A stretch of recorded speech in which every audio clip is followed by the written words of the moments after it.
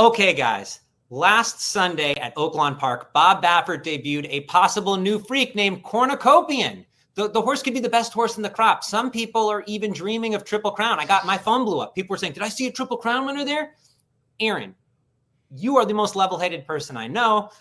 So many people want to know what this horse could possibly be. What did you make of the performance? Are we seeing a Triple Crown winner? Let's start with what you saw on Sunday.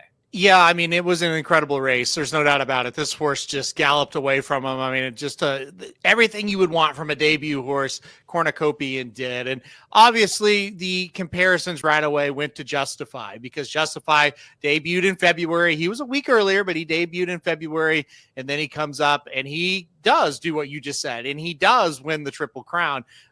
It's not going to be easy. Let's look at Justify's path.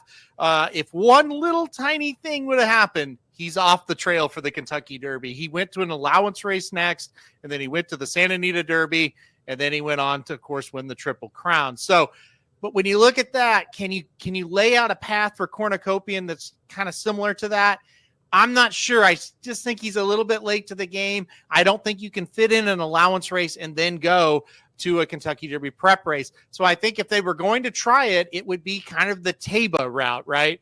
And so what happened with Taiba, a great debut late in the game, went right to the Santa Anita Derby and then right to the Kentucky Derby. But here's where we got to realize something. Bob Baffert did not want to take that route with Taiba. He was kind of forced into it by the owner of Taiba.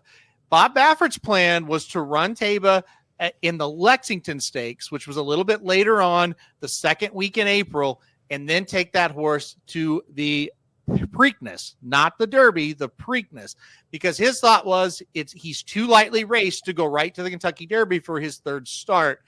So when you look at this situation, I think that's kind of the idea that they're going to take with Cornucopian. I do not think he's a Derby contender at this moment. I could be totally wrong. This is all speculation, but this is kind of how I see it going down.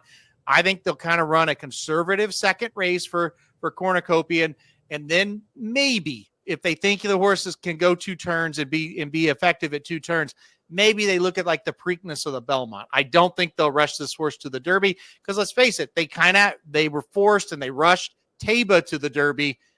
It kind of ruined the rest of his career. He got hurt out of that race, and yes, he did come back to win a couple of big races, but he never really lived up to what we kind of thought he was, right? So I think they'll take the conservative approach.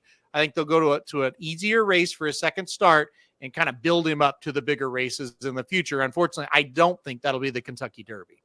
Well, that's what is so exciting, Aaron. The one guy who, if there's any hope of possibly even getting this horse to the Derby that you'd feel like could do it, is Bob Baffert. But I'm with you. I think that's going to be the bigger issue for him, is he's a little behind the 8 ball to get to the Derby, even though he's I think a week behind when American Pharoah started, or Justify, around that timetable. Mm-hmm. It doesn't matter. All these things are timing. So, I think one thing is certain though, Aaron, he is a super exciting horse, and Cornucopian is going to be one we're going to be wanting to keep an eye on the rest of the year. So stay tuned, guys. We're going to have a lot more content coming your way, a lot more discussions, and we're going to see how this Cornucopian story plays out.